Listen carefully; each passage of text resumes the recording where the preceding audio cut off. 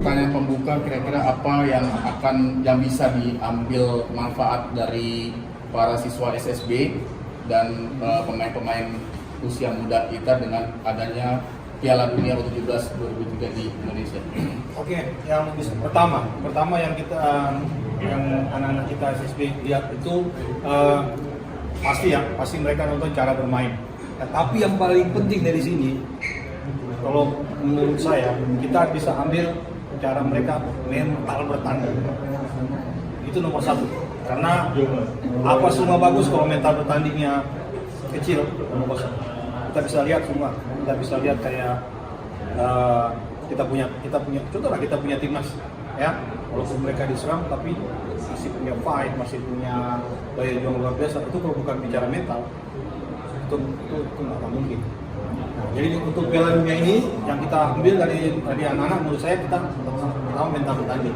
Oke, terus kita boleh bilang lah kalau skill semua ya itu relatif karena masih usia muda. Kalau kita lihat sekarang bukan tidak ada bola, rata-rata individunya kuat banget nih yang U17 ini. Kita bisa lihat dari Prancis, kita lihat dari Mali, yang pemain itu individunya kuat. Itu boleh aja kalau anak SSB, karena paling kalau dia lihat ini pemain mengerti lawan. Berarti kalau gue mengerti latihan, gue juga harus latihan teknik mengerti lawan. Nah, masalah. Ya, tapi secara umum kalau saya lihat anak-anak tolong lihat mental bertanding semua tim Piala Dunia. Karena ini kalau mental nggak bagus, gitu sih. Tadi kalau untuk pelatih SSB apa yang harus kalau kita lihat mereka kayak pergantian pemain, terus pola bermain mereka, pola kalau misalnya salah pelatihnya harus bagaimana, ya termasuk kita juga pelatih. Kenapa enggak kalau memang ada yang bagus kita ambil. Terus mereka mau main, contoh Ekuador, dia main sebelah kiri, contoh dia shoot, dia sweep ball ke dia punya kanan luar. Itu bisa kita pelajari, tapi pakai versi kita sendiri, jangan textbook juga. Kalau textbook boleh lah, tapi kalau bisa kita sendiri yang cipta bikin latihan. Jadi banyak yang kita bisa dapat dari Piala Dunia ini, Mas.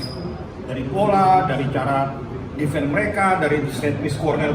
Lihat sekarang corner, kalau kita kan man to man dulu. Sekarang mereka enggak.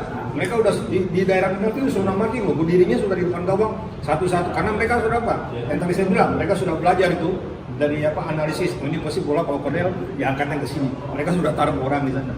Banyak yang kita bisa dapat tentang masalah taktikal, masalah pola, masalah cara bermain di Piala Dunia. Saya tiap malam nonton mau apa? Saya tulis itu kalau apa? Kalau perlu saya gambar sedikit. Nanti kita ciptakan sendiri supaya kita nggak textbook. Kira-kira itu. Kalau peluang timnas U17 sendiri sekarang kan udah di runner up ya, masih ada peluangnya seberapa persen? Kalau kita bicara persen, nanti malam kita lihat. Kalau dia bisa menang, bisa 80% untuk lolos.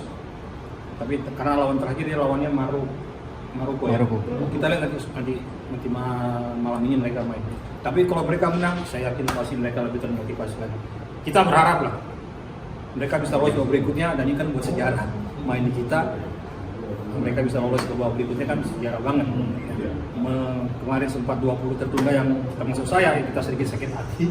Tapi sekarang sudah kita bisa main lagi 17 dan mereka kemarin main Ekuador. Saya harap malam ini mereka bisa dapat hasil positif, bisa bikin buat sejarah baru lah buat Indonesia.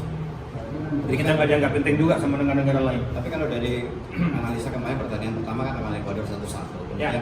Kemudian buat saya juga nonton Panama kalah ya dengan Maroko yang kira-kira Indonesia saya bilang fisik, Mas. Fisik kemarin kan fisiknya habis juga itu di last minute juga itu. Anak-anak. Iya, itu yang saya bilang. Sampai masing-masing dulu gitu kan. Ah, itu yang saya bilang ke Panama ini sekarang di fisiknya yang sedikit harus diperhatikan, terutama anak kita. Jadi kan mereka kemarin main saking Spartannya kan, jadi belum bisa ngatur tempo lah, kira-kira seperti itu lah. Waktu lawan Ekuador kan, kan nggak bisa gitu. Tapi makanya saya bilang, Bima sudah punya analisis, dia sudah pasti pelajari lawan Panama.